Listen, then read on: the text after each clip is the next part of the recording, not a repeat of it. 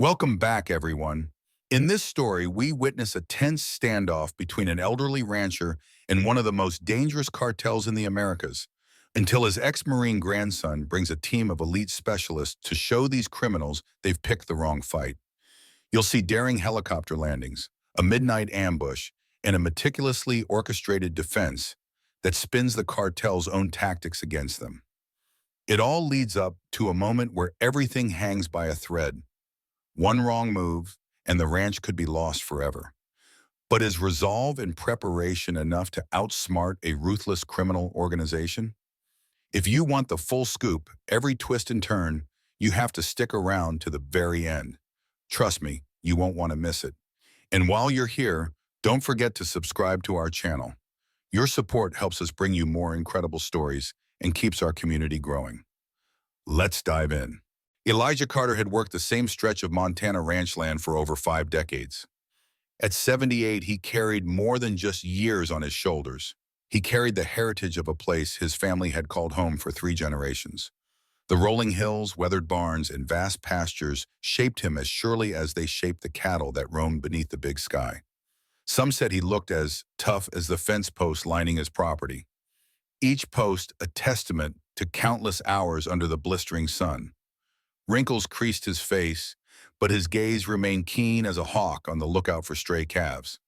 This was Elijah's domain, 2,000 acres nestled in a strategic valley where the twisting back roads and mountainous terrain provided a natural pass through some of Montana's roughest wilderness. For years, that remoteness had been his greatest ally, safeguarding him from the outside world's problems. But times were changing. Trouble began in small, subtle ways that would have slipped past most folks. Elijah noticed unfamiliar SUVs cruising the old dirt road that led to the county highway. Strangers appeared at the local feed store, asking questions that only a surveyor or land appraiser might ask. Questions about property boundaries, water rights, and grazing permits. Their polite tones hinted at deeper intentions. After living nearly 8 decades here, Elijah knew how to read people. These weren't curious tourists, they were predators circling prey. Soon, rumors filtered in from the diner in town. Whispers spoke of a new group sniffing around, offering quick cash for anyone willing to sell out. Nobody seemed able to point a finger at exactly who they were, but the name Sable Viper Cartel began drifting across hushed conversations. Elijah, whose weathered cowboy hat had seen more seasons than some men see years, tried not to let these tidings sour his mornings. He still found solace in his daily routine. Sunrise fence checks in his old pickup, a thermos of coffee at his side, and his loyal cattle dog trotting alongside. Yet, each morning he discovered new tire tracks in the dust near his property line, or footprints where no one should be walking. He felt eyes on him, distant and predatory. At first, he toyed with the idea of confronting these strangers directly. Montanans weren't known for backing down, but something told him to wait, to gather information before acting. Soon enough, he encountered Basilio Hidalgo, a man wearing an expensive suit that contrasted sharply with the dusty rural backdrop. Basilio emerged from a black SUV one morning, polite yet imposing. He introduced himself as a representative of interests who wanted to make Elijah an exceptionally generous offer for the ranch. Elijah bristled. He had no price tag, especially not for the land his father and grandfather had nurtured before him. Basilio smiled, but his eyes spoke volumes of threat. He left behind a folder of documents and photos, snapshots of Elijah's barn, his livestock, even the interior of his home. Evidence that refusing could carry severe repercussions. Elijah didn't say yes, nor did he say no.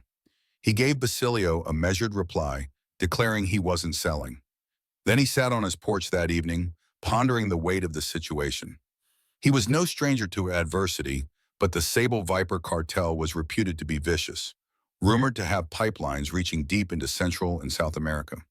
The local sheriff's department, strapped for resources, could offer little assistance. Gazing at the horizon, Elijah weighed his options.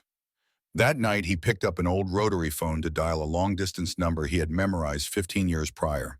Oliver Carter was halfway around the globe when the call came. At 35, he was Elijah's grandson, a former Force Recon Marine who'd spent 4 tours and deployments ranging from the Middle East to covert operations in undisclosed regions. After his honorable discharge, Oliver found it difficult to adjust to quiet civilian life, so he pivoted into private security and high-risk consulting jobs.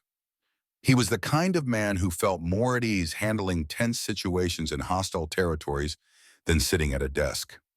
The moment he heard his grandfather's voice crackling with concern over a barely reliable phone line, he knew the situation was dire. He was intimately aware of the old man's iron resolve. Elijah was not one to worry easily. If trouble knocked, he typically faced it head-on. So if he was calling Oliver, that meant the threat level had exceeded anything he felt he could handle on his own. The ranch meant everything to Elijah, and to Oliver as well, for that matter. In younger years, Oliver had spent summers wrangling cattle, mending fences, and absorbing the wisdom that only the land could teach. Elijah had been his mentor, instilling values of honor, perseverance, and love for one's home. The idea of losing that sanctuary to criminals, especially a group as notorious as the Sable Viper Cartel, was unimaginable. Oliver wasted no time. Pulling strings he had cultivated during his tours and in his subsequent private security stints, he rallied a specialized team. These were not average soldiers or everyday security guards. They were an assembly of men and women who'd served in various elite forces: Navy SEALs, Army Special Forces, Marine Raider battalions, and intelligence specialists who'd cut their teeth in complex war zones. Men like Jackson Doc Wilkes, a former SEAL medic with advanced trauma care skills, or Dominic Ghost Herrera, an infiltration specialist who once turned a hostile rebel encampment inside out without firing a single shot. Women like Jade Lynn, an intelligence analyst with a gift for spotting the subtlest shifts in local networks, and Colonel Helena Bascom, who specialized in large-scale logistical coordination. All of them owed Oliver a favor or had been looking for an excuse to stand by his side once more. Old debts run deep in the world of special operations. Sometimes it's a saved life, sometimes shared intel, or sometimes just a mutual respect forged under fire. Regardless, when Oliver called, they answered. He explained the situation in clipped, precise language, rarely letting any emotion slip through. The threat to his family was personal, but handling it required professional detachment. Each member of the team understood the gravity, a ruthless cartel trying to muscle an elderly rancher off his land. They also recognized that the Sable Viper, known for leveraging everything from bribery to brutality, was not a foe to underestimate.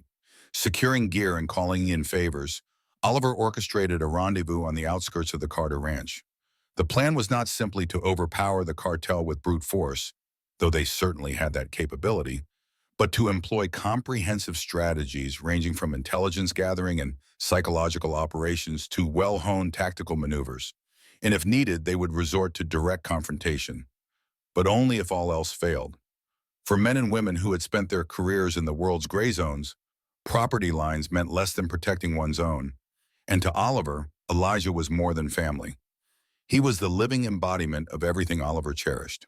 Back on the ranch, Elijah sensed the shift in the atmosphere the moment Oliver's dusty pickup truck rolled up the gravel driveway.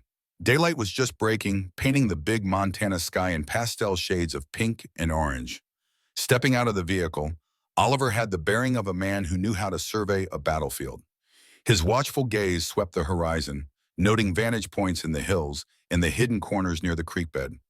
Despite the warmth of his greeting, there was an undercurrent of tension. He embraced Elijah briefly, murmuring, "I've got you, Grandpa," in a tone that was both reassurance and a promise. If the morning's calm fooled anyone, it certainly didn't fool Basilio Hidalgo, who arrived shortly after Oliver. Basilio's polished SUV halted at the ranch's main gate, accompanied by 3 other vehicles. The men stepping out wore suits, but carried themselves with the lethal confidence of trained enforcers. Basilio, apparently adept in Western pleasantries, smiled cordially as if about to offer a friendly handshake. His eyes, however, were cold and calculating, sizing up Oliver the instant they met. He introduced himself with professional courtesy, then turned to Elijah, feigning disappointment that the old rancher still hadn't accepted the cartel's generous offer. Oliver recognized the dynamic. Basilio was the mouthpiece, the intermediary who delivered threats wrapped in polite words. The real power likely lurked behind tinted windows in the other SUVs. Oliver responded in kind, keeping his posture relaxed but alert. Years of training allowed him to gauge angles, distances, and potential threats within seconds. He noted the suspicious bulges beneath suit jackets. Firearms, no doubt. Basilio gave an unsettling grin as he tried to downplay the presence of his entourage, claiming they were just colleagues overseeing a potential investment. Elijah quietly reiterated that his land was not for sale at any price. Basilio's smile tightened. He showed thinly veiled contempt as he explained that refusal might lead to a different type of negotiation. That was precisely the moment Oliver signaled. Suddenly, the whir of rotor blades broke the stillness overhead. Two unmarked helicopters emerged from behind the distant tree line. Their presence was enough to make Basilio's men stiffen. Doors of the SUVs flew open, revealing more armed guards, each one tense as they scanned the skies. A second later, two figures in tactical gear appeared on a ridge overlooking the main pasture. Even from a distance, it was evident they were highly trained, each holding positions that guaranteed line-of-sight coverage for the entire ranch entrance. Oliver calmly explained to Basilio that they were simply associates who wanted to ensure the safety of his grandfather's property. His voice was polite but firm, carrying an unmistakable undertone. "You are out of your depth." Basilio swallowed hard. The Sable Viper cartel had muscle and resources, but they generally relied on intimidation. Facing trained operators who had real-world expertise in orchestrating high-risk missions was a different game altogether. Abruptly, Basilio's phone buzzed, and as he glanced at it, his expression became even more guarded. Likely an update from one of his own spotters, who were now detecting subtle movement across the ranch, each vantage point occupied by another of Oliver's allies. The show of force was measured, not overtly hostile, but undeniably commanding. In the ensuing standoff, Basilio attempted to regain some semblance of control. He spoke in veiled threats about how the world is changing and that those who refused modernization risked being left behind. Elijah, who had faced down rattlesnakes on his porch and wrestled steers with his bare hands, was not easily cowed by smooth talk. Nonetheless, the tension was palpable. Each man from Basilio's crew stood at the ready, hands hovering near concealed weapons, while Oliver's hidden operators maintained their watch from elevated positions and behind cover. Oliver chose not to escalate. Instead, he offered Basilio a courteous parting remark, suggesting they pick a more formal time and place to discuss any property-related concerns, firmly keeping the position that the land was not on the market. Basilio nodded, annoyance visibly warring with caution on his face. Leaving with a forced smile, he promised Elijah that the Carter family would hear from him soon. Once the SUVs disappeared around the bend, Oliver exhaled slowly. The immediate threat had passed, but the real battle was only beginning. The next hours were a whirlwind of activity. Oliver organized his team with the precision of a military commander setting up a forward operating base. Jackson Doc Wilkes began establishing a makeshift medical station in one of the barns, ensuring they could handle any emergency. Dominic Ghost Herrera surveyed the terrain to identify weak points in case of a nighttime incursion. Meanwhile, Jade Lynn, the intelligence analyst, set up communication systems capable of intercepting local chatter, monitoring cell signals, and tracking unusual movements in the region. Over the decades, Elijah had done more than just ranching. He had quietly leased portions of his land to specialized training programs for law enforcement and military units that valued the rugged, varied terrain. These unpublicized partnerships provided both financial cushioning and a small network of loyal professionals who respected the old rancher. Oliver tapped into those relationships immediately. He knew that the Sable Viper would attempt to isolate them, either by blocking supply routes or intimidating neighboring landowners. Better to shore up alliances before they even tried. Elijah observed all this with a mix of gratitude and unease. He was proud his grandson had brought in skilled friends, but he despised seeing his peaceful homestead turning into what felt like a military compound. In quieter moments, he expressed his reluctance to Oliver, who understood but insisted there was no alternative. The Sable Viper cartel was notorious for seizing any opening, and once they had a foothold, they would systematically dismantle the entire operation, leaving nothing but scorched earth behind. To counter that, Oliver's approach combined more than brute force. He directed Jade to compile a dossier of everything they knew about Sable Viper, its leadership, finances, local connections, and possible political ties. He reached out to old contacts in federal agencies, not to beg for direct intervention, but to tip them off about suspicious activities that might pique official interest. The objective? Force the cartel to fight a war on multiple fronts, local, federal, and even international. This was a tactic Oliver had perfected in other parts of the world. Break the adversary's will by forcing them to confront the unstoppable machinery of legal, financial, and investigative pressure. As dust settled, Oliver found a moment to talk with Elijah alone on the porch. The crickets had begun their nightly chorus, and a gentle breeze rustled the nearby aspens. The rancher's face wore worry plainly, but also a fierce pride in his grandson's competence. Elijah recalled for Oliver how Basilio had first approached him, the flash of menace beneath a veneer of politeness. He expressed relief that Oliver had arrived, but also sorrow that his beloved land was now a stage for conflict. Oliver, in turn, shared his strategy more fully. It wasn't simply about repelling a direct attack. The Sable Viper cartel thrived on illusions. Illusions of unstoppable force, illusions that no local community could stand up to them. Crack those illusions, and their power base started to crumble. He explained how employing a multi-pronged approach, legal scrutiny, intelligence gathering, community alliances, would be more devastating to the cartel's expansion plans than a simple shootout. Elijah nodded. Wariness still tugged at his eyes, but he understood the necessity of these methods. The hours ticked by. Jade's intelligence updates indicated the cartel was mobilizing resources, but not overtly. Reports came in of unfamiliar faces in the local diner, of people asking pointed questions about the Carter family. A longtime friend in the county clerk's office tipped them off that large real estate deals were quietly being filed. Elijah wasn't the only target. The cartel seemed to be eyeing other properties too, consolidating their hold on the region's valuable passes and waterways. Oliver assigned Dominic Ghost Herrera to watch these outlying properties, ensuring they weren't left defenseless. A coalition began to form, ranchers, small business owners, and concerned locals who remembered how Elijah had lent a helping hand whenever needed.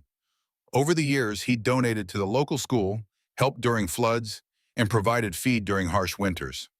Now, those acts of kindness were returning as goodwill and a readiness to stand with the Carters if necessary. Meanwhile, Basilio Hidalgo wasn't idle. Word filtered back that Basilio was coordinating a new wave of intimidation tactics.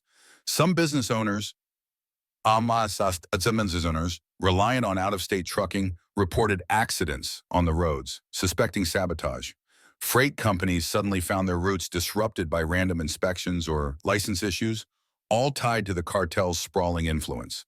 None of this was overtly traced to Basilio, but everyone knew. And that knowledge, that sense of looming threat, was precisely how Sable Viper gained leverage.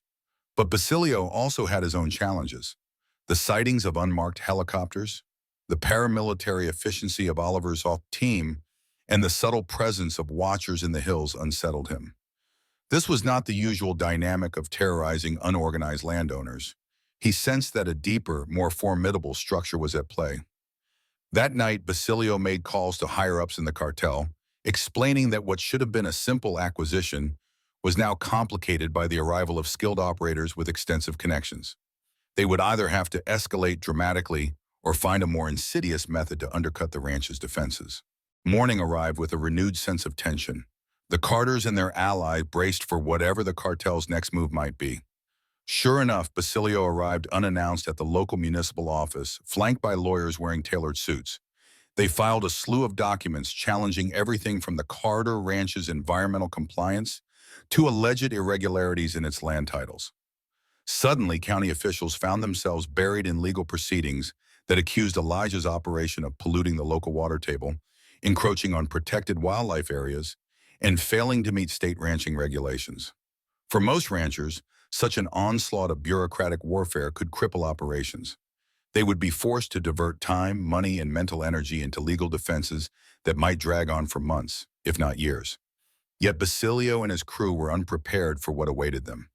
The Carters had meticulously maintained their records for decades, a habit instilled in Elijah by his father, who believed in thorough documentation as a form of quiet resistance against any future challenges.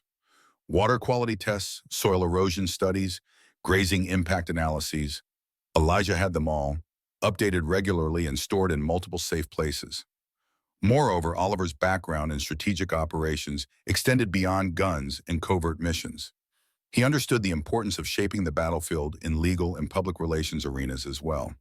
He tapped Jade Lynn's capacity for data mining and compilation, instructing her to gather every scrap of environmental study and regulation compliance record the ranch had ever accumulated. With help from Dr. Simone Fujiwara, an environmental science ally Oliver knew from prior missions, Oliver began crafting a counter-narrative so robust that Basilio's attorneys found themselves on shaky ground.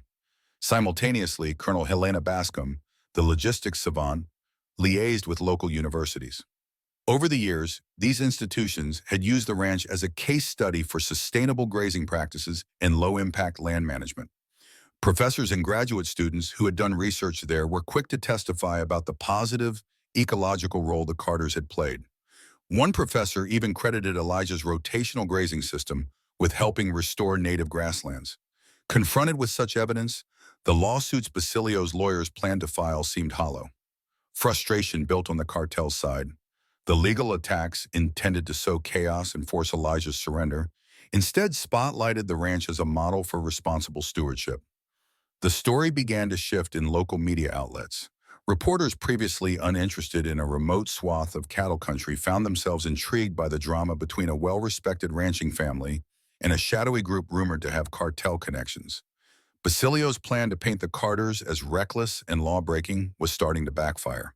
Through it all, Elijah remained steadfast, though Oliver could see the toll it took on him. Bureaucratic fights weighed on a man who had devoted his life to honest work on the land. It was enough to make even the toughest rancher's shoulders sag. Still, he faced each day with determination, checking fences at dawn, meeting with legal counsel at midday, and taking calls from concerned neighbors by evening. As for Oliver, he continued to orchestrate the bigger chessboard, anticipating that if Basilio was foiled in the courts, he'd turn to the cartel's darker talents. By midweek, as the legal skirmishes waged on, the Sable Viper cartel revealed another tactic: economic isolation. Freight deliveries that the ranch normally depended on, feed suppliers, veterinary shipments, mechanical parts for tractors, experienced sudden, inexplicable delays. Local vendors, frightened by the possibility of violent retribution, hesitated to fulfill the Carters' orders. Gasoline and diesel, vital for the ranch's day-to-day function, became harder to procure. Quiet phone calls to business owners hinted that continuing to supply Elijah Carter might invite unfortunate consequences. If this had happened 10 or 15 years earlier, it might have dealt a critical blow. But under Elijah's watchful planning, and guided further by Oliver's insight, the ranch had quietly built redundancy into its operations. Over recent years, they had invested in sizable storage tanks for both fuel and water, hidden in strategic areas around the property. They also cultivated relationships with smaller, independent suppliers located out of the cartel's usual sphere of influence. When mainstream companies started stalling or refusing service, alternative channels kicked in. Equally important were the alliances formed through the training programs previously hosted on the land. Some of those who had visited for these sessions possessed their own networks, including specialized firms willing to ship goods on the down low. Oliver and Colonel Bascom coordinated these clandestine resupply efforts with military-grade precision. Unmarked trucks rumbled onto the ranch under the cover of darkness, unloading crates of essential supplies at prearranged drop points. Jade Lynn maintained constant surveillance on potential infiltration. She analyzed phone intercepts and tracked suspicious vehicles parked outside the local diner or motel. The result was a robust defensive posture that frustrated the cartel's attempts at a blockade. Instead of starving the ranch of resources, Sable Viper found themselves baffled that the Carters' operations continued almost unaffected. Word spread through the local community. Despite the cartel's best efforts to strangle them financially, the Carter Ranch still ran like clockwork. This resilience didn't just shore up morale at the ranch, it galvanized the surrounding community. Other small ranchers and local businesses, previously skeptical or fearful, took note. Many realized that if the Carters could stand up to these men, perhaps they could find ways to resist as well. Cooperation increased. Bartering networks emerged. Ranchers swapped feed and livestock care. Mechanics fixed equipment in exchange for produce or labor, circumventing currency altogether. It was a throwback to older ways of survival, ways Sable Viper had not accounted for. Inevitably, Basilio's frustration surfaced. The manipulations and intimidation that worked so well elsewhere weren't yielding the result here. The more the cartel tried to isolate the ranch, the more it fostered deeper unity among the locals. Basilio's own men reported that each time they shut down one supply route, two more opened up, some from over 100 miles away. The Carters, it seemed, had orchestrated a labyrinth of contingencies that made them nearly impervious to standard pressure tactics. If economic pressure failed to break the ranch, Basilio's next move was to target public perception. The cartel, through front organizations and planted media stories, sought to tarnish the Carter name. Articles began circulating online, accusing Elijah of everything from tax evasion to illegal land grabs, citing obscure, often baseless sources. Pseudonymous accounts on social media posted claims that the Carters had struck secret deals to poison the water supply, or that they exploited undocumented workers. Each story carried just enough partial truth to cast doubt if someone wasn't looking too closely. But Basilio underestimated the depth of local loyalty. Elijah had spent a lifetime building goodwill through generosity and an unshakable moral compass. Families in the region remembered how he had helped them rebuild after storms or introduced new irrigation methods that improved crop yields. Oliver, through Jade's analytical brilliance, countered the online smear campaign with documented evidence and testimonies of the Carters' long-standing community involvement. They had receipts for every philanthropic effort, local leadership awards from the Chamber of Commerce, and a myriad of photos capturing Elijah's unwavering commitment to the people around him. Adding to the pushback was Dr. Mayura Patel, a behavioral psychologist Oliver had befriended during a humanitarian mission years ago. She volunteered her expertise, analyzing the disinformation patterns and advising on how to debunk them effectively. Under her guidance, local influencers, teachers, church organizers, small-town officials spoke out in defense of the Carter family, sharing personal anecdotes that refuted the cartel's propaganda. Instead of diminishing the Carters, the wave of malicious rumors only drew more support and solidarity. Meanwhile, Basilio launched a cultural narrative campaign, painting the Carters as relics of an outdated era. The insinuation was that modern development deserved the land more than a traditional ranch. The Sable Viper's pitch: glass-front condos and streamlined factory farms that employed modern methods, edging out what they labeled a backward ranching lifestyle. Basilio touted visions of big money, new jobs, and high-end tourist attractions, imagining a future where the old ways had no place. But the locals weren't swayed. They valued the open spaces, the authenticity of the ranching life, and the cultural heritage Elijah represented. Even those who welcomed modern convenience recognized that the Carters' approach blended tradition with innovation, proving that the land could thrive without selling its soul. For Elijah, watching the online slander stung. He was an old-school man who believed a person's word and reputation were paramount. Yet, as he witnessed how neighbors and even strangers rose to defend him, a quiet sense of hope swelled within him. Oliver's readiness for psychological warfare ensured that the cartel's attempts to sow distrust only cemented the community's faith in the Carters. Basilio had walked into a trap of a different sort, confronting a legacy built not just on land, but on bonds that spanned decades. Stung by the failure of legal, economic, and reputational onslaughts, the cartel escalated yet again. Basilio orchestrated a carefully coordinated wave of cyber attacks, targeting everything from the ranch's financial records to local infrastructure. Malicious software spread, aiming to disrupt electric grids, sabotage the county's emergency alert systems, and compromise the communications networks Oliver's team relied upon. Most ranchers might have been blindsided, but Oliver had anticipated this possibility as well. Enter Dr. Simone Fujiwara, a former civilian cyber defense contractor who'd accompanied Oliver on multiple security assignments. Simone thrived on digital battlefields. She'd spent weeks quietly fortifying the ranch's systems, installing advanced firewalls and employing honeypots, fake networks designed to lure hackers in and feed them deceptive data. Each time Basilio's cyber team believed they scored a victory by infiltrating the ranch's servers, they instead walked deeper into Simone's labyrinth of false intelligence. Meanwhile, a specialized system monitored every keystroke, reverse engineering the attacker's methods and gathering intel that could be fed back to law enforcement agencies. At the same time, Jade Lynn discovered that Basilio's men had tapped into the local phone lines, hoping to intercept critical communications.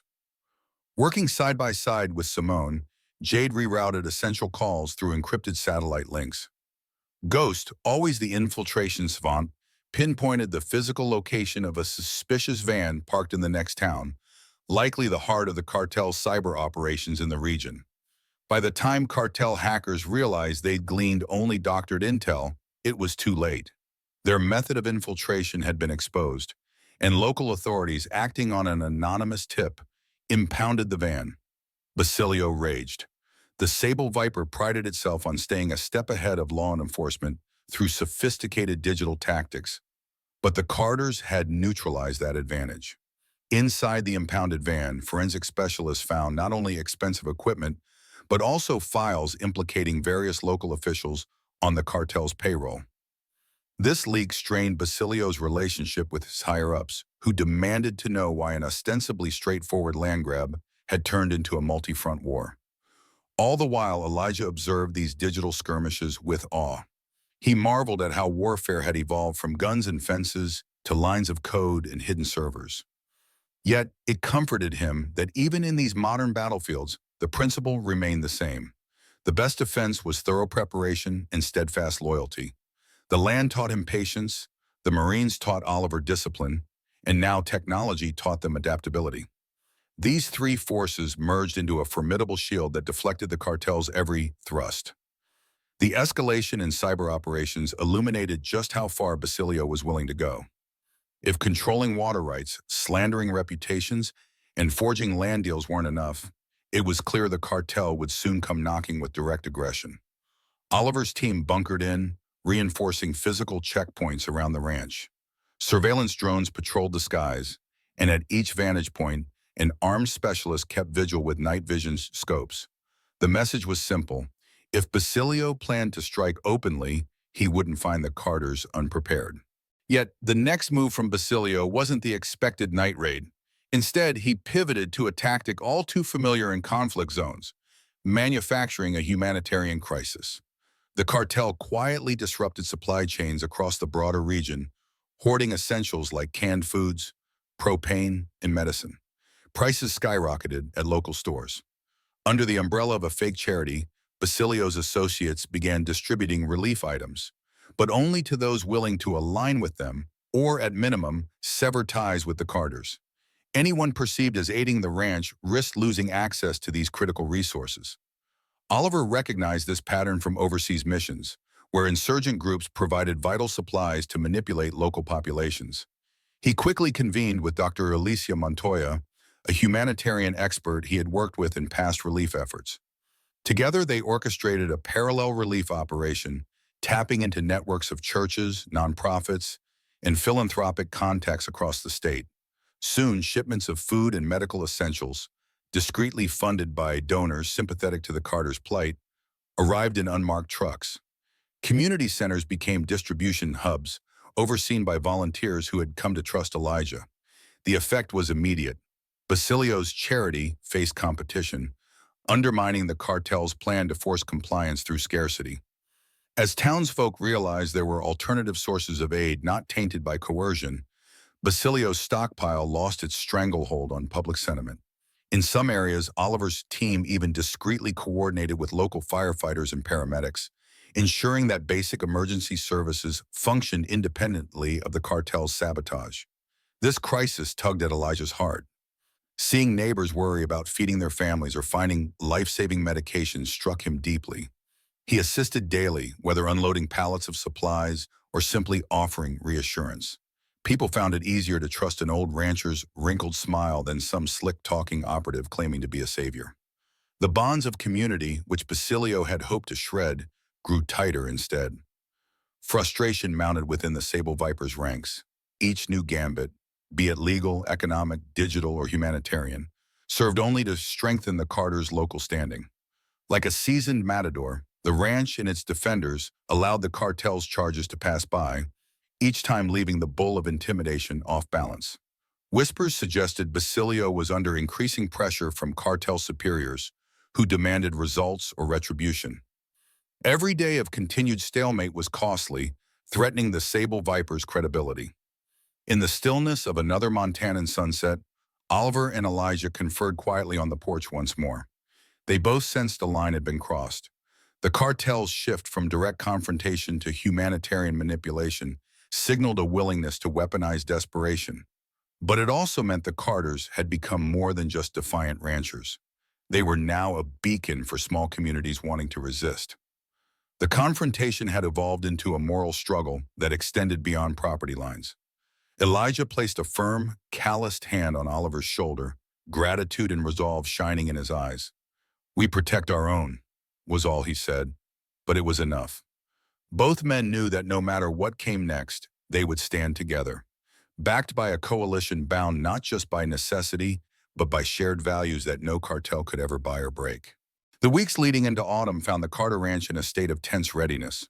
The Sable Viper cartel's failed attempts at leveraging legal, economic, digital, and humanitarian tactics had only heightened the resolve of Elijah, Oliver, and their team of specialized allies. At the same time, that unrelenting pressure weighed on everyone's nerves.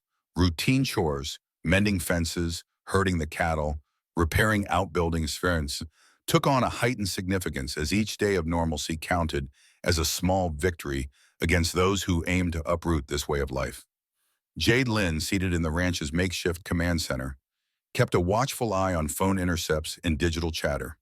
Her screens glowed with streams of data, security camera feeds, satellite imagery, and flagged communications from suspicious numbers. The Sable Viper might have failed thus far, but they were far from defeated. Basilio Hidalgo, their frontman, was too cunning to give up after one campaign of intimidation. Sure enough, Jade's analytics indicated that Basilio had taken a step back from direct engagements, suggesting that someone higher in the cartel chain, perhaps someone more ruthless, was about to enter the fray. Oliver Carter recognized this pattern from his past missions. Smaller operatives tried the initial moves, but when they hit a wall, the organization's bigger fish would swoop in, either to salvage the situation or to extract brutal retribution against those who resisted. He convened a briefing with key members of his team, Colonel Helena Bascom, Dominic Ghost Herrera, Jackson Doc Wilkes, and Dr. Simone Fujiwara. The conclusion? They needed to escalate their own intelligence efforts, gleaning every detail they could about the cartel's next wave of leadership. Elijah felt the tension in the air, but maintained a steady routine.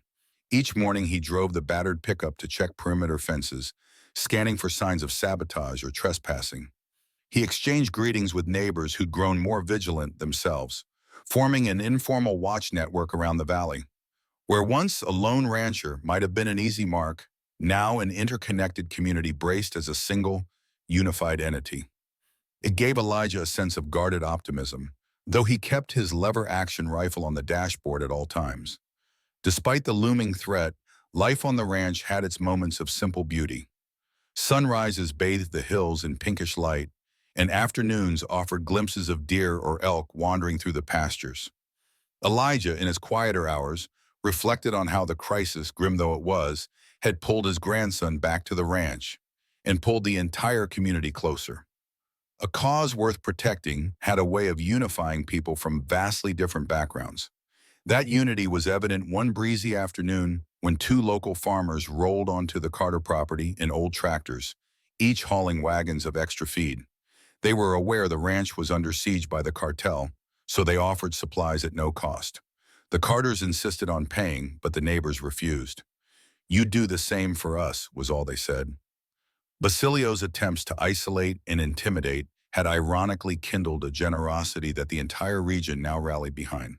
While Basilio's visible presence had receded, Oliver's intel indicated that a man named Raul Ordaz, a higher-tier enforcer within the Sable Viper hierarchy, was rumored to be taking over local operations. Raul came from a military background, rumored to have served in a Central American Special Forces unit, before the lure of cartel money pulled him into a darker life.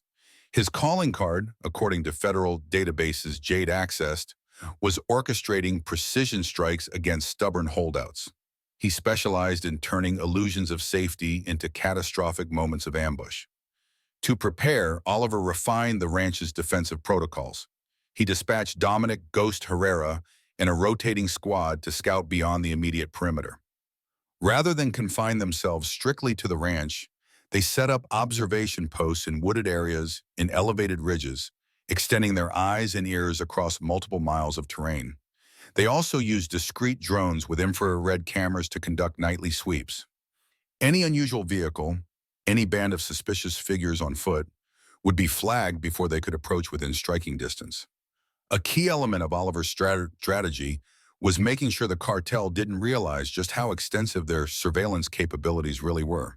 He wanted the Sable Viper to believe they had found ways to breach the ranch's watchful gaze, when in fact every potential infiltration route was meticulously covered by overlapping lines of sight and hidden sensor arrays. Dr. Simone Fujiwara, meanwhile, enhanced the electronic side of this defense. She installed motion-triggered cameras disguised as ordinary ranch fixtures, like weather instruments or fence posts. Each camera fed into a secure cloud server, encrypted and backed up in real time. Back at the command center, Jade continued analyzing conversations between Basilio and unknown contacts. Although the calls used coded language, Jade pieced together context clues. References to construction materials or renovations were likely metaphors for weapon shipments or specialized enforcers. Jade's mapping software revealed a pattern: small airfields and out-of-the-way truck stops that Basilio's associates used for smuggling arms into the region. Oliver suspected that if Raul Ordaz was coming, he'd arrive accompanied by a specialized hit squad equipped with heavier firepower than Basilio's original crew. Amid these preparations, life on the ranch soldiered on. Doc Wilkes ran medical drills for everyone, from Oliver's tactical team to ranch hands and even neighbors who volunteered. They practiced responding to gunshot wounds, broken bones, and shock trauma, aiming to ensure that if violence erupted, they would save lives before any ambulance even set out. On top of that, Colonel Helena Bascom organized a supply chain for emergency rations, fuel, and livestock feed that would last them months if necessary. She had crates of non-perishable goods stored in barns and bunker-like cellars. In quiet corners, Elijah struggled with feelings of guilt. He never intended his beloved ranch to become a fortress.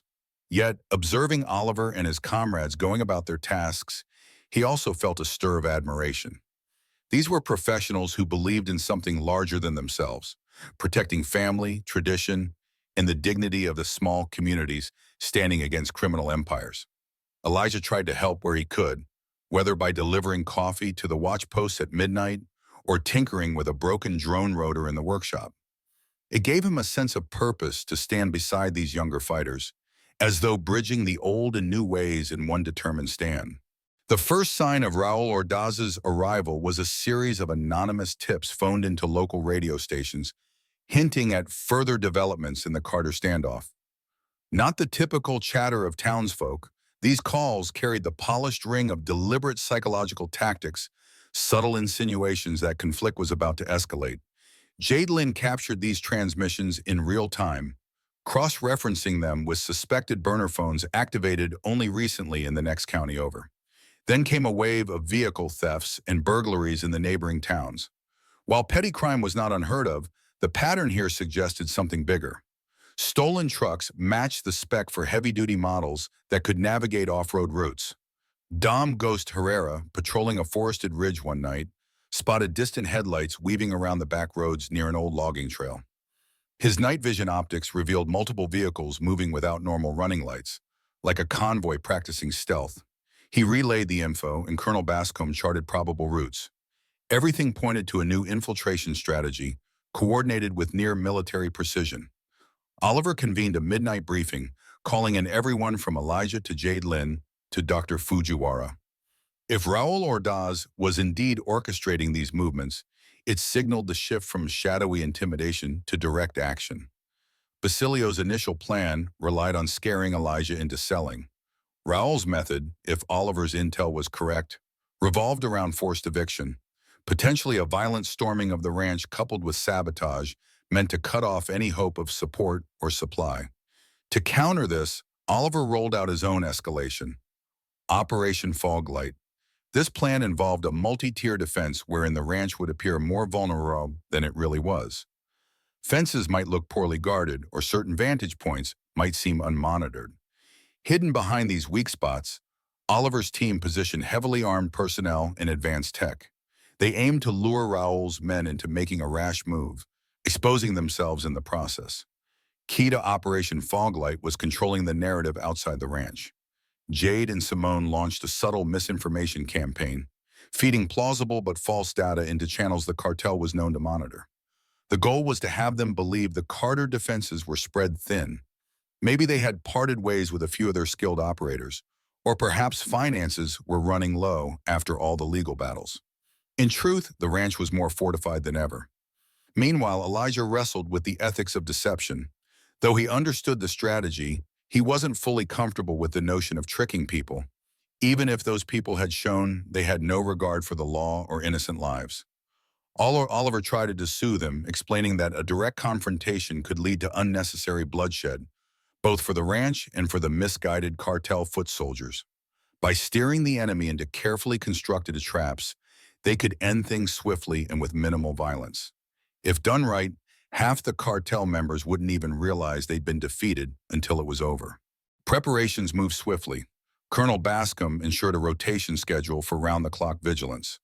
Doc Wilkes doubled down on emergency triage training. Even Dr. Mira Patel, the behavioral psychologist, saw a role in helping the local families cope with mounting anxiety. She organized group gatherings, small potlucks where neighbors could share fears, exchange ideas, and offer emotional support. Basilio and Raul might have wanted the community isolated and afraid, but these gatherings served as inoculations against that very fear. Night after night, Ghost Herrera and his scouting teams confirmed signs of clandestine movements. Fresh tire tracks were found near an abandoned hunting cabin. Footprints crisscrossed the creek bed in unusual patterns, and the occasional glint of metal deep in the pines hinted at hidden surveillance equipment. Jade's analysis revealed an uptick in coded messages, likely passing between Basilio and unknown recipients. They contained references to delivery timetables and unexpected repairs, which in all likelihood were references to smuggled weapons or reinforcements. Oliver spent those evenings quietly going over topographical maps, marking vantage points, ravines, and old mining trails that Raul might try to exploit. He recalled stories from Elijah about how, during harsh winters, certain gullies became impassable. That local knowledge, combined with advanced tactics, gave them a home field advantage no cartel infiltration specialist could replicate. One early morning, as a layer of mist clung to the fields, the ranch's radio scanners picked up fragmented chatter on an unregistered frequency. The words were difficult to make out, but Jade isolated phrases like, "strike soon" and "verify route." That same hour, a distant drone feed captured images of 6 large SUVs moving in convoy along a seldom-used logging road. No license plates, tinted windows, driving slowly as if to avoid drawing attention. Colonel Bascom alerted Oliver. Within minutes, Operation Foglight kicked into high gear. Everyone manned their stations. The ranch, outwardly tranquil, was in reality a nest of concealed watchers. Elijah stepped outside, heart pounding as he scanned the horizon. He kept a radio clipped to his belt and his faithful rifle in hand. Though he'd endured so many close calls already, this one felt different. This had the aura of an impending battle, a real test of all the months of preparation. Yet no one attacked that day. The convoy never materialized on the main road, and no intruder set foot on the Carter ranch. As the sun rose higher, it became clear that the vehicles had disappeared deeper into the wilderness. Oliver suspected Raul was conducting a final reconnaissance run, verifying escape routes or planning an ambush from an unexpected angle. If so, the real storm would come another time, likely under cover of darkness or in the lull between shift rotations. The wait continued, nerves fraught, as every sense remained on high alert. At dinner that night, Elijah tried to keep spirits up. He barbecued steaks from one of his own cattle, making sure everyone ate well. Conversations centered on speculation about when and how Raul would finally strike. Oliver reassured them that patience was their ally. The longer the cartel delayed, the more thoroughly the Carters fortified, the more intelligence they collected. In any war of attrition, the better prepared side had the edge, and right now that side was the Carter Ranch. The cartel's next move arrived via a cunning shift in its tactics, targeting local officials. Rumors emerged that the county commissioner, who had always maintained a cordial relationship with Elijah, was being pressured to pass emergency zoning rules. These rules would restrict large gatherings and place heavier regulations on livestock transport. The official reason: public safety concerns and possible disease control.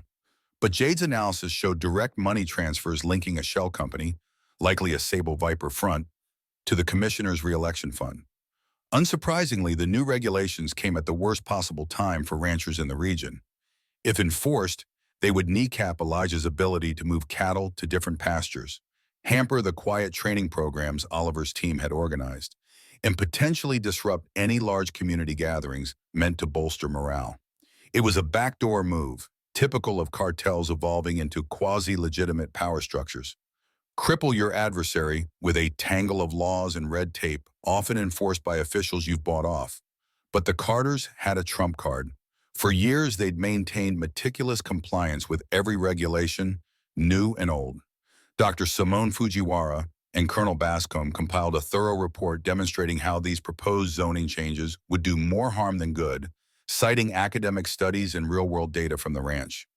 They sent that report to the state's agriculture department, ranching associations, and even sympathetic journalists. Soon, voices outside the county demanded to know why officials were pushing rules that threatened to undermine the entire local economy. Under that spotlight, the commissioner backtracked, publicly claiming he had been misinformed. While it was a small victory, it exposed the creeping influence of Sable Viper within local governance. Oliver recognized that the cartel's infiltration of political offices could extend far beyond a single commissioner. They likely had feelers in the county's legal system, perhaps even some in the state legislature. It was a sobering reality check that told them the net extended well beyond Basilio or Raul's direct henchmen. During this political wrangling, Basilio made a brief public appearance, something that caught everyone off guard, since he'd largely operated behind the scenes. He attended a county town hall under the guise of representing a regional development consortium. Polished and articulate, Basilio spoke about the area's untapped potential, claiming that new investors could bring jobs, improve infrastructure, and modernize the region's outdated ranching practices. Much of the talk aimed to paint the Carters as standing in the way of progress, stubborn relics of an era that had run its course. Elijah, in attendance that day, chose not to engage publicly. He stood at the back, arms folded, letting Basilio's polished rhetoric wash over him. But many local ranchers and townsfolk weren't fooled.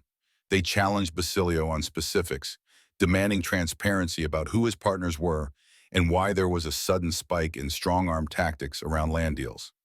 Basilio avoided direct answers, pivoting instead to vague promises about future improvements. The tension in the room was palpable. Town hall security eyed Basilio's bodyguards with distrust, as if sensing an undercurrent of menace beneath their tailored suits. In the aftermath, Basilio retreated quickly. The local newspaper ran an editorial skewering his evasiveness, and the seeds of suspicion continued to flourish. Yet, for all the negativity swirling around Basilio and his development consortium, Oliver knew better than to celebrate. This smokescreen might be Basilio's diversion while Raul Ordaz finalized a more dangerous plan. Sure enough, signs of Raul's infiltration became undeniable. One afternoon, a small squad of Oliver's scouts discovered what looked like a clandestine campsite in a gulch near the ranch's western boundary. Sparse footprints indicated that multiple people had been there but left in a hurry. In a partial fire pit, they found remnants of MRE packaging, rations used by military or paramilitary forces. Ghost Herrera examined the tracks, concluding they'd been made by boots designed for tactical operations, not your average hunting footwear. Meanwhile, Jade's digital vigilance picked up ghost signals from unregistered drones buzzing the area at odd hours. These drones likely had night vision or thermal imaging, tools that could map out the Carters' defensive lines. Simone Fujiwara's sensors sometimes glitched, hinting at jamming attempts or hack probes. All arrows pointed to Raoul refining an attack plan. He was no mere bully relying on fear. He possessed real training, an appreciation for stealth, and a willingness to deploy advanced technology. Oliver spent long nights examining possible scenarios. Raoul might attempt a stealth incursion, hitting the ranch in multiple spots simultaneously, or he might coordinate with Basilio to orchestrate an artificial crisis, perhaps sabotage to the local water system, pinning blame on the ranch and drawing law enforcement away just before the strike. The possibilities were endless, and so Oliver planned for each, layering contingency upon contingency. Doc Wilkes ran final readiness checks on medical supplies. Colonel Bascom tested emergency generators and backup communications. Dr. Montoya, the humanitarian expert, kept in touch with local volunteer groups, ensuring they could mobilize quickly if the cartel tried to fabricate a new crisis. Every individual at the ranch knew their role, from direct combat to logistical or medical support. For all the tension, a sense of purposeful camaraderie held them together. Elijah, though not trained in modern warfare, pitched in wherever he could. He used his local connections to confirm rumored sightings of strangers, coordinate the timing of supply convoys, and maintain an open line with neighboring ranches. It was odd to see the older man carrying a handheld radio day and night, but his presence heartened everyone. He was living proof that you could stand strong without letting aggression corrode your character. Amid these preparations, a new approach from Basilio emerged, a direct offer. A messenger arrived at the ranch gate carrying an elegant envelope.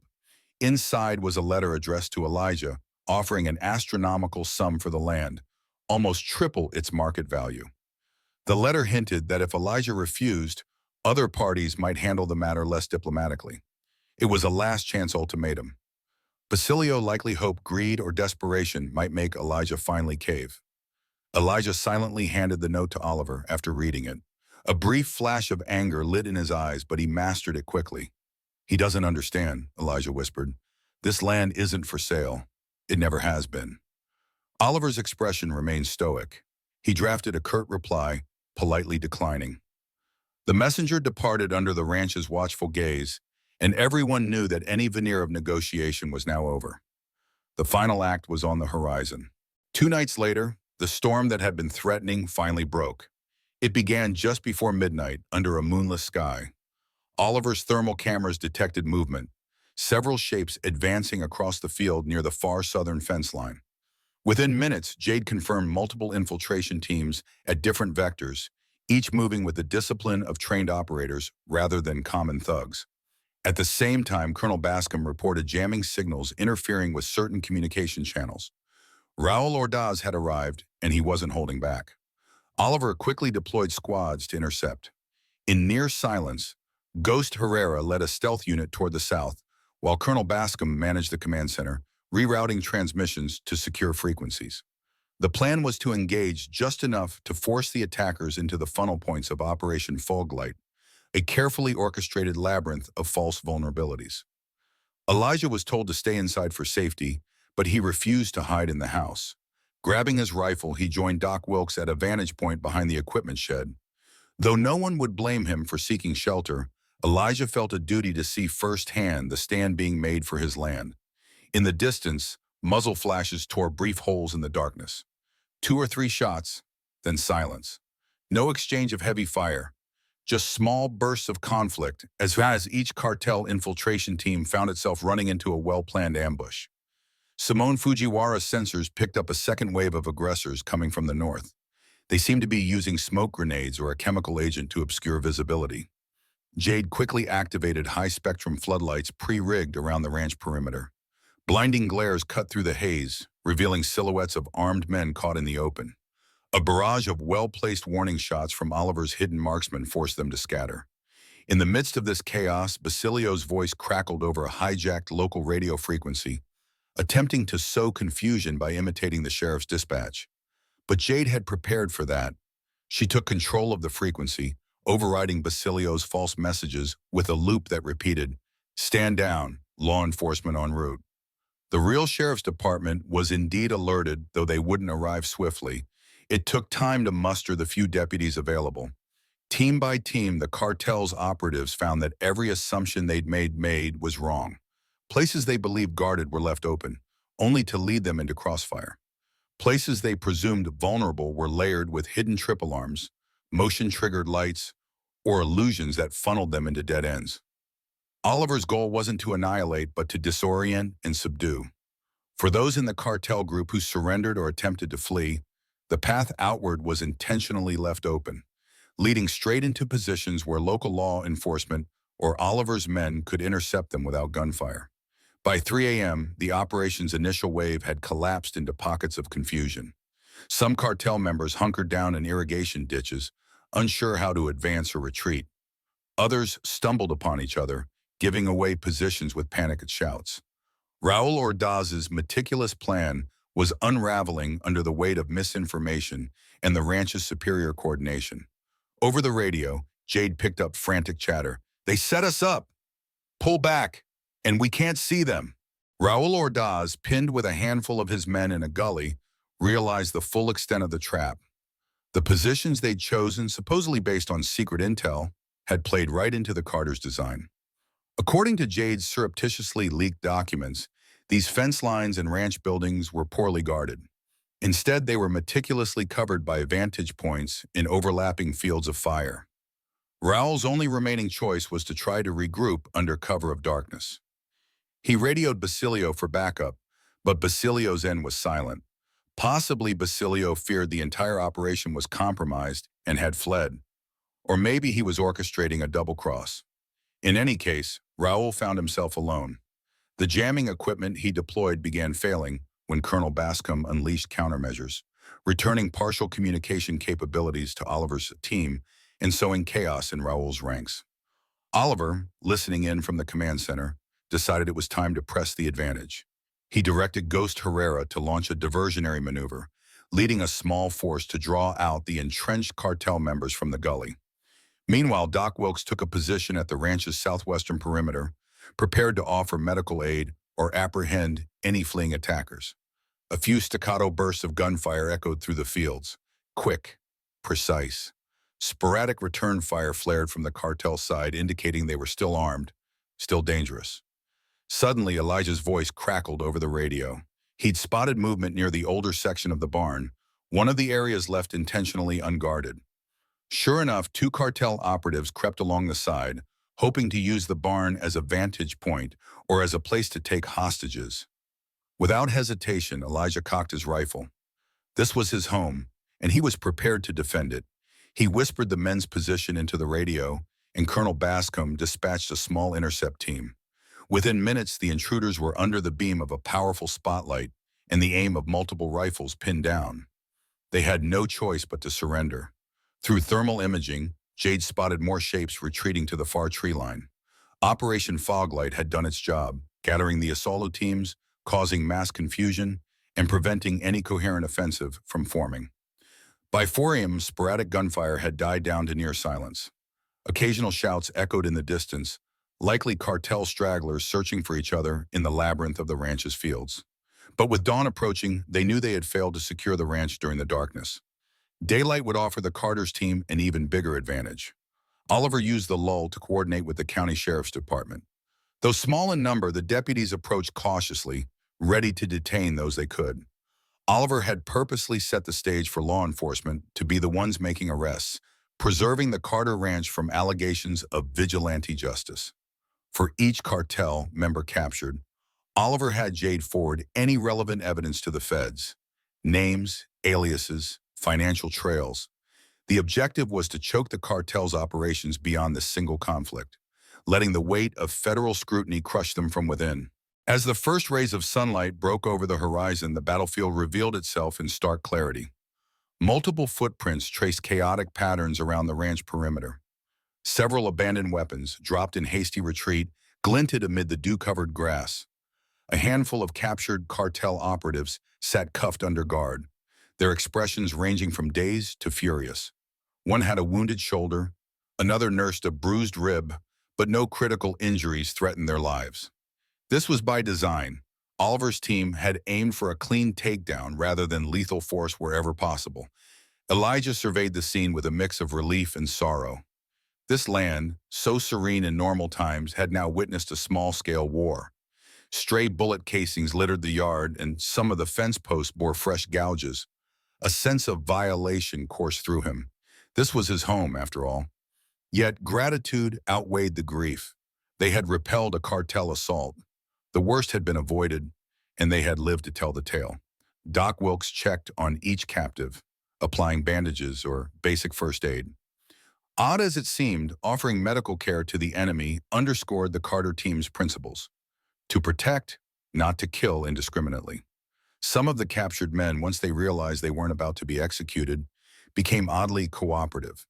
They mumbled about bad intel and how they'd been led to believe the ranch was guarded by just a few amateurs. While the sheriff's deputies processed the scene, Oliver instructed Jade and Simone Fujiwara to sweep for any leftover tech the cartel might have planted. Wiretaps, trackers, hidden cameras. Sure enough, they discovered one small device attached to the underside of a ranch truck and another near the main barn door. Jade surmised these were last-minute attempts to gather post-attack intel. She collected them carefully, another addition to the mounting evidence of cartel malfeasance. In the midst of this controlled chaos, Basilio Hidalgo and Raul Ordaz were conspicuously absent. Several detainees claimed they hadn't seen Basilio all night, reinforcing the notion that he'd intentionally let Raul lead the raid. As for Raul himself, he'd vanished, likely one of the figures who melted back into the wilderness during the final skirmishes. Oliver warned everyone not to assume victory was absolute. Men like Basilio and Raul seldom quit. They might regroup, call in new resources, or resort to more underhanded strategies. Still, for the moment, the ranch had proven it could stand against a direct cartel offensive. That alone would resonate in the underworld, tarnishing the Sable Viper's aura of invincibility. Television news crews, alerted by local chatter, appeared by mid-morning. They filmed the bullet-strewn fence lines, the subdued cartel operatives in zip ties, and interviewed wide-eyed neighbors who witnessed some of the overnight commotion.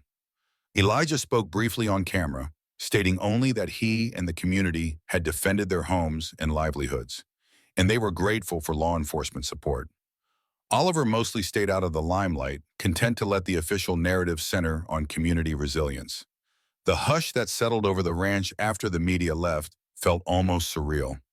Everyone was exhausted but still on edge. Colonel Bascom assigned watch rotations to ensure no follow-up surprise occurred. The adrenaline that had fueled them through the night faded, replaced by an uneasy calm. Victory had been theirs, yet every step forward required vigilance, for the Sable Viper cartel was notorious for retaliations if their pride was dented. The days following the raid brought a whirlwind of repercussions. First, a federal task force swooped into the county, spurred by the evidence Oliver's team had been funneling upward. Agents interviewed the captured cartel members, cross-checking fingerprints and ballistic tests. They uncovered a matrix of shell corporations linking back to Basilio's so-called investment group. While Basilio remained elusive, his financial underpinnings began to crumble under scrutiny. Bank accounts were frozen, shipments flagged at borders, and property deals across the region canceled. Local officials, once too timid to challenge the cartel, found their voices when federal backing arrived. The same county commissioner who had nearly sold out to Sable Viper reversed course, publicly denouncing corruption and proclaiming an alliance with the Carter family. Whether genuine or self-preservation, it further cornered the cartel politically. If Basilio or Raul Ordaz attempted any public-facing maneuver now, they would face an environment souring quickly to their influence. Amid this shifting landscape, Elijah quietly returned to ranch life. Though he still kept a rifle in his truck, he preferred to focus on healing the scars left by the violence. Neighbors helped repair bullet-pocked fences and offered to repaint sections of the barn marred by ricochet. Some of Oliver's team departed for other assignments, but key figures, Colonel Bascom, Ghost Herrera, Jade Lynn, remained, at least until they were sure the threat had fully dissipated. Oliver spent much of his time compiling detailed after-action reports. He documented every step of Operation Foglight, each strategic deception, and the real-world results. These files could serve as training material for future communities facing similar threats. But it wasn't just a professional endeavor for him. This was personal. Ensuring other families wouldn't have to stand alone against a criminal empire gave meaning to all the heartbreak Elijah had endured. News outlets from major cities picked up the story. They framed the Carter Ranch standoff as a David versus Goliath tale, an old rancher and his ex-Marine grandson outsmarting a powerful cartel. Officials from nearby states reached out to learn how the Carters had coordinated with local law enforcement and federal agencies. In a matter of days, the ranch became a symbol of grassroots resilience. Yet, Elijah avoided the spotlight, granting only minimal interviews. He insisted that the real story was about the entire community, neighbors who refused to be cowed, and the men and women with specialized skills who pitched in. Meanwhile, Basilio's whereabouts remained a mystery. Some speculated he had fled overseas. Others believed he was biding his time, plotting revenge. Oliver cautioned that cartels seldom simply fold. They often regroup under new leaders or rebrand entirely. Documents uncovered by Jade's data mining suggested Sable Viper might attempt a pivot, focusing on different territories or shifting from land grabs to more covert criminal activity. In an effort to shore up final defenses, Oliver led a lessons learned workshop at the ranch, inviting local ranchers and law enforcement. They walked through the technology, tactics, and strategies used against the cartel's infiltration. While not everyone could replicate the Carter Ranch's level of detail, the discussions sparked new alliances.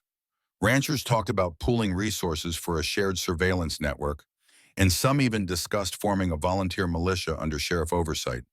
The message was clear. Never again would a criminal outfit find this valley ripe for exploitation. Elijah, for his part, felt a renewed sense of purpose. He once told Oliver that he worried about what would happen to the ranch once he was gone, whether it would fall victim to big corporate buyouts or some nefarious group. Now, however, he glimpsed a future where the land continued to thrive, protected by a community that had awakened to its collective strength. He also saw how Oliver's expertise and leadership could eventually transition the ranch into a new era, blending timeless ranching traditions with modern resilience tactics. Still, the final loose ends needed tying up. Raul Ordaz's infiltration had been thorough, and Oliver feared hidden caches of weapons or leftover operatives might remain in the region. To address these concerns, Colonel Bascom organized reconnaissance sweeps in conjunction with the federal task force. They combed nearby canyons, old cabins, and abandoned logging roads, searching for any sign of lingering cartel presence. Ghost Herrera proved invaluable here, tracking footprints and reading the land's subtle clues. They uncovered stashes of ammunition, along with traces of hurried departures. Fires left burning, tents collapsed, footprints trailing off into nothingness. Evidence suggested that Raul had pulled his men out almost as swiftly as they'd arrived, likely anticipating heavy law enforcement crackdowns. For those unlucky few who hadn't escaped, they now sat in county jail cells, awaiting charges that would likely carry long sentences. Gradually, the ranch's daily rhythm stabilized. Oliver insisted on maintaining a skeleton crew of watchmen, just in case Basilio or Raul tried a last-ditch strike. But weeks passed, and no such assault came. Instead, more news broke of Sable Viper assets being seized in larger metropolitan areas. Basilio, if he was still calling shots, had bigger fires to extinguish than one Montana ranch. One late afternoon, Elijah found Oliver out by the north pasture, leaning against a fence post and staring at the sweeping vista. Approaching quietly, the older man placed a hand on his grandson's shoulder, acknowledging the magnitude of what they had overcome. They spoke in hushed tones about the meaning of home, the cost of defending it, and the gratitude they felt for those who had joined their stand. Oliver reflected on how, in another timeline, he might have never returned to the ranch, continuing his overseas security gigs. Perhaps Basilio's assault had, in some twisted sense, been a catalyst for Oliver to reconnect with his roots. His father and grandfather had poured their lifeblood into this soil, and now so had he, figuratively if not literally. He vowed not to let that bond slip away once the crisis faded. As twilight deepened, the ranch lights flickered on. A sense of peace, cautious but genuine, settled over the land. In the distance, cows ambled toward the barn for the night. Elijah and Oliver lingered a while longer, watching the sky transition from amber to violet. That single moment felt like a well-deserved reprieve from the chaos that had shaken their world. They both understood that threats might arise again, but the legacy of preparedness and unity they had built would endure. In the months that followed, life took on a quieter routine. Some of Oliver's team members departed for new assignments, but a few stayed behind, deciding to invest in the community they had come to respect. Colonel Bascom became an advisor to local law enforcement, helping refine protocols for rural crisis response. Ghost Herrera took a job in wildlife conservation, using his tracking skills for a peaceful purpose. Jade Lynn, meanwhile, balanced remote freelance intelligence work with part-time service at the local library, a quiet presence that belied her formidable digital expertise. The ranch itself returned to ranching. Calves were born, seasons changed, and Elijah presided over each transition with calm confidence. He still carried a radio, still kept a rifle handy in the truck, but the shadows of imminent danger receded. Oliver, finding a balance between his old operational life and ranch duties, established a small training center on the property, not for mercenaries, but for community self-defense. Local teenagers learned basic first aid, navigation, and situational awareness. Older ranchers discovered how to set up simple sensors or coordinate neighborhood watches. It wasn't about fostering paranoia, but about instilling a quiet resilience that would discourage any future attempts at violence or subjugation. News stories occasionally revisited the Carter Ranch standoff, sometimes heralding it as a remarkable triumph of courage over corruption. The local paper ran an anniversary piece on it, featuring interviews with those who had endured the turmoil. Elijah was quoted sparingly, sticking to humble reflections. Folks came together and did what needed doing. But the subtext was larger. Criminals, no matter how well-funded or intimidating, could be thwarted by a community unwilling to bow. As for the Sable Viper cartel, federal investigations chipped away at their influence. Some high-ranking members were indicted on charges ranging from money laundering to conspiracy. Others went underground, fracturing the once cohesive organization into smaller, less formidable entities. Basilio Hidalgo's name popped up in a few intelligence reports overseas, but no one could confirm his location. Raul Ordaz was rumored to have been sighted in South America, though scattered and unverified. The juggernaut that once threatened the Carters had dissolved into a ghost of its former might. Standing at the edge of his ranch one late spring morning, Elijah allowed himself a slow, contented breath. The sun glimmered off dew-soaked blades of grass, and a faint breeze carried the scent of wildflowers from the hills. He thought back to the day Basilio first appeared, how a stranger's arrival threatened to tear apart generations of careful stewardship. The ranch had survived. More than that, it had emerged with a new spirit, synergy between old traditions and new alliances. Oliver joined him, and for a moment, they watched the cattle graze without speaking. The land felt more alive than ever, replenished by both the struggles and the victories it had witnessed. A hawk circled overhead, scanning for prey in the wide-open field, an apt symbol of vigilance tempered by freedom. Elijah and Oliver exchanged a look of understanding. Whatever trials lay ahead, they had already proven that stand together meant stand strong, and that was all they needed to know. Looking back on everything that transpired, I can't help but feel an overwhelming sense of gratitude and admiration. This isn't just a story about a family ranch withstanding a criminal enterprise. It's about the incredible power of unity, preparation, and unbreakable bonds. From watching neighbors share spare equipment to seeing how ex-military friends rallied for a cause bigger than themselves, we've witnessed that true security comes from solidarity. When people stand together, no threat is unbeatable. On a personal note, I see this as a testament to the idea that good people, guided by honor and community spirit, can triumph even in the darkest times. If you've enjoyed following this journey, please let us know in the comments. We'd love to hear your thoughts, stories of resilience from your own life, or any questions you might have. Let's keep the conversation going, and don't forget to subscribe for more inspiring tales just like this one.